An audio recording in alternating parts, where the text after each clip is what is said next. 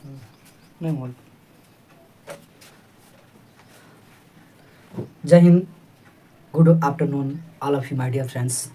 आज की सेशन में हम लोग एडी ज्ञान हब में पढ़ने वाले हैं, सीखने वाले हैं, समझने वाले हैं भारतीय संविधान की शेड्यूल। जब संविधान का निर्माण किया जा रहा था उस समय संविधान में शेड्यूल की संख्या 8 थी, बट समय के साथ साथ परिवर्तन होते गए, आवश्यकताएं बढ़ती गईं और भारतीय संविधान की जो शेड्यूल हैं, अनुसूचियां हैं, वह वर्तमान में हो चुकी हैं 12 हो चुकी हैं। तो उसकी चर्चा करेंगे और मूल रूप से देखना प्रारंभ करेंगे कि वर्तमान में जितनी भी अनुसूचियां हैं, वह जो अनुसूचियां हैं उसका क्रियान्वयन किस प्रकार से होता है और जो है कि उसमें महत्वपूर्ण चीज़ें जो बनकर आती हैं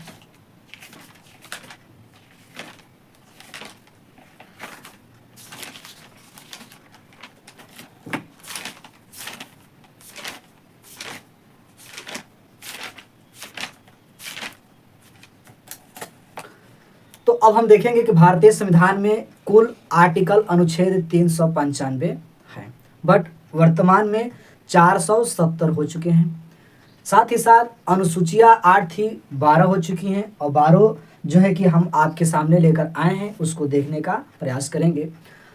एक और आता है कि सर जो संविधान में महत्वपूर्ण चीज़ है सेक्शन को लेकर आती है कि सेक्शन यानी कि भाग कितना है। तो भाग जब संविधान की रचना किया गया था तो 22 था, अभी वर्तमान में 25 हो चुका है, लेकिन उसके खंड को जोड़कर अगर देखा जाए तो 25 हो जाएगा, लेकिन भारतीय संविधान में उसे 22 ही देखा जाता है। हाँ, अदर एग्जाम्स में अगर पूछ लिए जाते हैं कि कितने हैं तो अगर 25 ऑप्शन दिया है तो 25 मारेंगे, वरना हम 22 ही टेकन करेंगे। सबसे पहले हम देखेंगे कि जब भारतीय संविधान की रचना किया जा रहा था उस समय शेड्यूल 8 थी और वर्तमान में 12 हो चुकी हैं। यह अनुसूचियां और शेड्यूल भारतीय संविधान के किस देश से लिया गया है तो आप सभी को एक अवगत होगा, एक देश जिसे हम आयरलैंड के नाम से जानते हैं और आयरलैंड से इसे लिया गया है। प्रथम अनुसूची, प्रथम शेड्यूल की बात करें तो इसमें यह बताता है कि भारत अर्थात राज्यों का संघ कहें तो इसमें राज संघ और राज क्षेत्र की दोनों की कल्पना इसमें किया गया है। अर्थात इसको जब डिफाइन किया जाता है तो कहा जाता है कि सर इसमें 28 बोले तो 28 स्टेट हैं और 8 यूटी बोले तो यूनियन टेरिटरी, 8 केंद्र शासित प्रदेश की चर्चा शेड्यूल फर्स्ट में कहा गया है। शेड्यूल फर्स्ट में 28 राज्यों की चर्चा, 8 केंद्र शासित प्रदेश की चर्चा किया गया है और इसी से संबंधित यह शेड्यूल फर्स्ट कहता है। जब सेकंड पर आता है, जबकि सेकंड पर आता है तो हम लोग देखते हैं कि इस द्वितीय अनुसूची या शेड्यूल के तहत क्या रखा गया है कि भारत के प्रमुख पदाधिकारियों के वेतन की बात, भत्ता की बात और पेंशन की बात आदि का उल्लेख किया गया है। तो सबसे पहले हम देखेंगे भारत के पदाधिकारी आखिरकार होते कौन हैं। तो आप सब जानते होंगे कि वरिष्ठता के आधार पर सबसे पहले अगर पद में देखते हैं तो भारत के प्रथम नागरिक अर्थात बोले तो राष्ट्रपति, सेकंड नंबर पर वाइस प्रेसिडेंट ऑफ इंडिया उपराष्ट्रपति, थर्ड नंबर पर भारत के यशस्वी प्रधानमंत्री आते हैं। इसके साथ ही साथ राज्यों के राज्यपाल की बात किया जाए, सुप्रीम कोर्ट के मुख्य न्यायाधीश की बात किया जाए या लोकसभा स्पीकर की बात किया जाए, विधानसभा अध्यक्ष की बात किया जाए, विधान परिषद के मेंबर को देखा, सभापति साहब को देखा जाए, आदि की वेतन भत्ता की बातें, ठीक है, जितना भी है वह बात किया गया है शेड्यूल सेकंड में। इसी के अंतर्गत इनकी जो है वेतन की बात सेकंड में कहा गया है। जैसे कि आमतौर पर एग्जाम्पल के तौर पर देख सकते हैं कि भारत के राष्ट्रपति का वेतन 1,35,000 हुआ करता था। भारतीय संविधान में जो है कि अब उसको बदल के 5 लाख कर दिया जाता है उपराष्ट्रपति का वेतन जो 1 लाख के आसपास हुआ करता था, अब उनका वेतन 4 लाख कर दिया गया है। तो इस प्रकार से वेतन की पद्धति शेड्यूल सेकंड में रखा गया है। जब शेड्यूल थर्ड में आते हैं तो इसमें कहा गया है कि भाई साहब, इसमें विभिन्न प्रकार के जो पदाधिकारी होंगे, प्रत्याशी होंगे, और वह क्या करेंगे, कस्में खाएंगे, प्रतिज्ञा लेंगे, यानी कि शपथ की बात, प्रतिज्ञाओं की बात यह शेड्यूल थर्ड कहता है। अब कहेंगे सर प्रत्याशी किस प्रकार से प्रत्याशी, कैसा प्रत्याशी? तो आप सबसे पहले देखेंगे कि लोकसभा की जब चुनाव होती है तो भारतीय पार्लियामेंट के अकॉर्डिंग मेंबर ऑफ पार्लियामेंट, जिसे हम सांसद कहते हैं, सांसद महोदय शपथ लेते हैं, प्रतिज्ञा लेते हैं, ठीक है। उसके बाद लोकसभा स्पीकर की बात किया जाए, लोकसभा के मेंबर अन्य हो गए, या उस राज्य के विधानमंडल के MLA, मेंबर ऑफ लेजिस्लेटिव, जो है कि असेंबली के मेंबर ऑफ लेजिस्लेटिव काउंसिल, जिसे हम विधान परिषद के नाम से कहते हैं, MLC के नाम से जानते हैं। इन सभी पदाधिकारियों का शपथ ग्रहण की बात कहा जाए तो शेड्यूल 3 में रखा गया है, ठीक है। पूरे संविधान को, मोटी किताब को पढ़ने से पहले जब आप इसकी अनुसूचियां, शेड्यूल देख लेंगे कि कौन कौन सी गतिविधियां इस शेड्यूल में 1 से लेकर 12 तक समाहित किया गया है, तो वह आपको संविधान पढ़ने और समझने में कोई तकलीफ व कठिनाइयों का सामना नहीं करना पड़ेगा।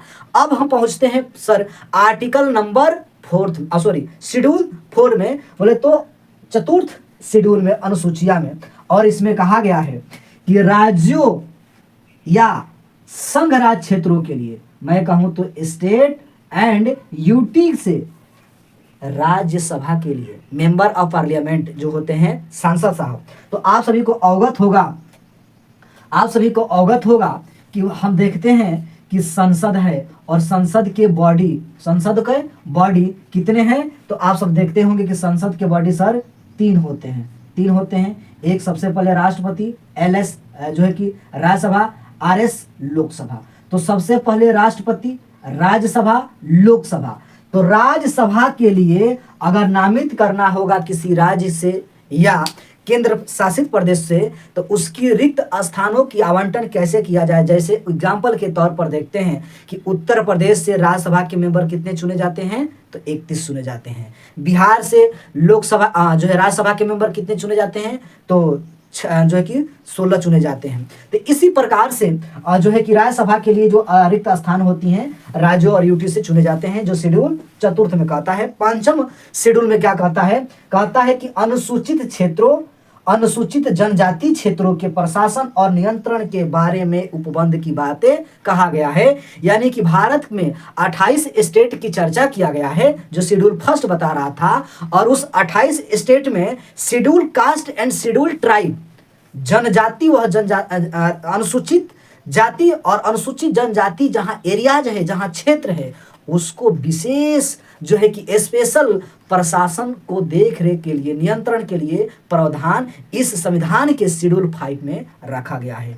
इस प्रकार से यह विभाजित किया गया है। लेकिन जब 5वें अनुसूची में आएंगे तो यह क्लियर कर देता है कि किन किन राज्यों में शेड्यूल ट्राइब एवं शेड्यूल कास्ट के जो लोग हैं, जिस एरिया में रहते हैं, उनके प्रशासन किस प्रकार से नियंत्रण करे, किस प्रकार से देख रेख करे, उनका दायित्व सौंपा गया है। जैसे हम बात करेंगे असम की, बात करेंगे मिजोरम की, मेघालय की एंड त्रिपुरा की। देखिएगा कहता है कि सर असम, मेघालय, मिजोरम व त्रिपुरा, ये जो है पूर्वोत्तर के राज्य हैं, जो 7 सिस्टर के नाम से जाने जाते हैं पूर्वोत्तर के राज्य, उन्हीं में से 4 असम, मेघालय, मिजोरम और त्रिपुरा ऐसे राज्य हैं जहां राज्यों के जनजाति क्षेत्रों के लिए शेड्यूल जो है कि ट्राइब, जिसे हम ST कास्ट कैटेगरी के नाम से जानते हैं, उनके जनजाति क्षेत्रों के प्रशासन के बारे में उपबंध जो है शेड्यूल 6 में रखा गया है। 7वीं अनुसूची में आते हैं कि 7वीं अनुसूची में किस प्रकार से गतिविधियां देखी जाती हैं। 7वीं अनुसूची में कहता है कि शेड्यूल की बात 3 प्रकार से विभाजित किया गया है। पहला संघ सूची, दूसरा राज्य सूची और तीसरा समवर्ती सूची। अब हम देखेंगे इसमें क्या क्या गतिविधियां हैं। देखिए, द यूनियन संघ, जब अगर कहे कि यूनियन शेड्यूल संघ सूची, सेकेंड में राज्य सूची जिसे हम स्टेट शेड्यूल के नाम से जानते हैं, और साथ ही साथ हम देखेंगे कि कॉन्करेंट सूची, कॉन्करेंट शेड्यूल, समवर्ती सूची, ये सब क्या चीजें हैं, इसके लिए समझना पड़ेगा कि केंद्र सरकार के द्वारा कुछ विषय दिए गए हैं कि आप उसी विषय पर ला व कानून बना सकते हैं। राज्य सरकार को विशेष सब्जेक्ट दिए गए हैं, विषय दिए गए हैं कि अपने राज्य की जनता के लिए इतने ही कानून, इतने ही विषय में आप ला या कानून बना सकते हैं। लेकिन आप समझ गए कि सर केंद्र सरकार और राज्य सरकार समझ गए।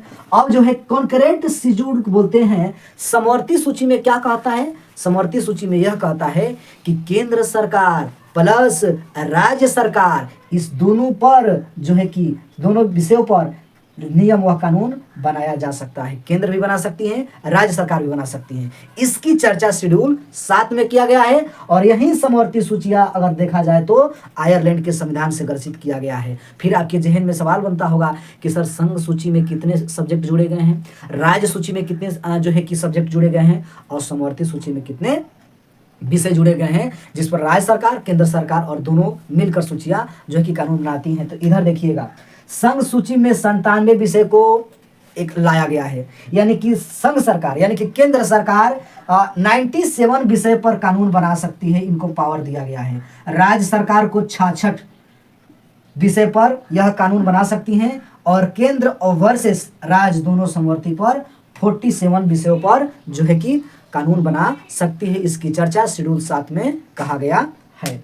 8वीं अनुसूचिया क्या कहती हैं, 8वीं अनुसूचिया यह कहता है कि भारतीय संविधान में कुछ भाषाओं का भी उल्लेख किया गया है जो मान्यता प्राप्त है। किसके द्वारा मान्यता प्राप्त है, भारतीय संविधान के द्वारा। कितनी भाई भाषाएं बोली जाती हैं, अनेकों भाषाएं बोली जाती हैं, बट भारतीय संविधान में जो है कि मान्यता दिया गया है ओनली 22 भाषा को, यानी कि 22 भाषाओं का मान्यता ये जो भारतीय संविधान के द्वारा मिला हुआ है। इसकी चर्चा जो है कि इसमें किया गया है शेड्यूल 8 में, ठीक है। अब इसमें कब कब कौन कौन सी संविधान संशोधन करके और जो है कि कौन सी भाषा इसमें जोड़ी जाती हैं, इसको हम इंडिविजुअली स्पेशल क्लास लेकर आएंगे तो हम पढ़ेंगे। 9वीं सूचिया में, 9वीं अनुसूचिया, जब आप देखिएगा यहाँ पे क्लियरिटी हो जाएगा भाई कि जब संविधान निर्माण हुआ था उस समय 8 थी, यानी कि यहाँ तक थी। अब देखिएगा 9, 10, 11, 12 वेरी इंपॉर्टेंट बन जाएगा। क्यों कि भाई 9वीं अनुसूचियों का देन किसे कहा जाता है, तो लल्ला हम अपना बिहार बोले तो बिहार के नाम से जाना जाता है। बिहार का ही देन था कि 9वीं अनुसूचिया शामिल किया गया। भूमि सुधार की बातें थी, जमींदारी उन्मूलन के लिए, ठीक ना, एक रूल सुप्रीम कोर्ट यानी कि न्यायालयों के द्वारा यह निर्देश किया गया था, यानी कि 9वीं अनुसूचियों में भूमि सुधार, जमींदारी उन्मूलन का श्रेय बिहार को जाता है। गुड। अब है 10वीं सूची शेड्यूल, और ये बहुत लॉ टॉप क्वेश्चन होता है कि आपके एग्जाम्स में इसमें पूछ लिया जाता है। 10वीं अनुसूची दल बदल अधिनियम को यह इंगित करता है। भाई दल बदल अधिनियम क्या है, लिखा है कि सर दल बदल विरोधी अधिनियम एक्ट। अब ये क्या कहता है, ये कहता है कि सर इसमें भी संविधान संशोधन किए जाते हैं, इसमें भी संविधान संशोधन किए जाते हैं। और क्या किया जाता है संविधान संशोधन करने के बाद,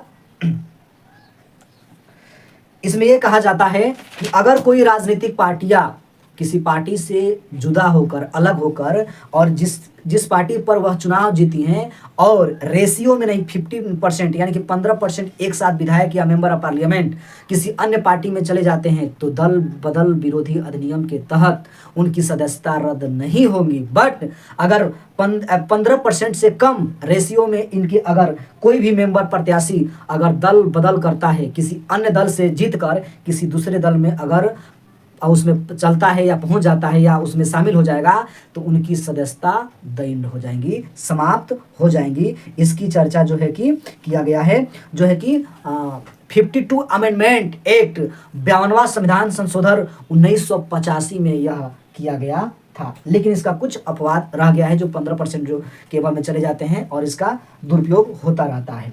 11वीं अनुसूचिया यह बहुत महत्वपूर्ण है, ग्रामीण पृष्ठभूमियों के लिए जाना जाता है। इसमें इसकी चर्चा कहा गया है कि पंचायती राज की शक्तियाँ, उसका उत्तरदायित्व, उसकी जिम्मेवारियाँ प्रदान कर दिया गया, निर्धारित कर दिया गया। 11वीं अनुसूची में। और इसमें कितनी सूचियां हैं, तो उसमें देखा जाए तो 29 विषय पर पंचायत की शक्तियां निहित किया गया है। 29 विषयों पर पंचायत अपना नियम कानून बना सकती है। भारतीय संविधान के अकॉर्डिंग्स जो है कि संविधान संशोधन होते हैं कब, 1992 ईस्वी में 73वां अमेंडमेंट एक्ट 1992 में होता है। और संविधान संशोधन के तहत पंचायती राज की शक्तियां उत्तरदायित्व कर दी जाती है। नेक्स्ट 12वीं अनुसूची आती हैं और 12वीं अनुसूची में नगर पालिका की शक्तियां, उत्तरदायित्व, उनके नियंत्रण की पावर सौंप दी जाती है। ये भी संविधान संशोधन होता है 1992 में। 74वां संविधान संशोधन 1992 ईस्वी में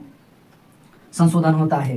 तो इस प्रकार से आप देख सकते हैं नगर पालिका की शक्तियां जो है कि 44 अमेंडमेंट एक्ट 1992 में यह भी संविधान संशोधन हो जाता है। टू द पॉइंट्स, इससे रिलेटेड हम जो है कि नेक्स्ट सेशन में जो है कि रात्रि में लेकर आएंगे। MCQ देखेंगे कि आप किस तरह अपनी तैयारी को धार देने के लिए तैयार हैं। तो मिलते हैं नेक्स्ट सेशन में, तब तक के लिए टेक केयर, जय हिंद।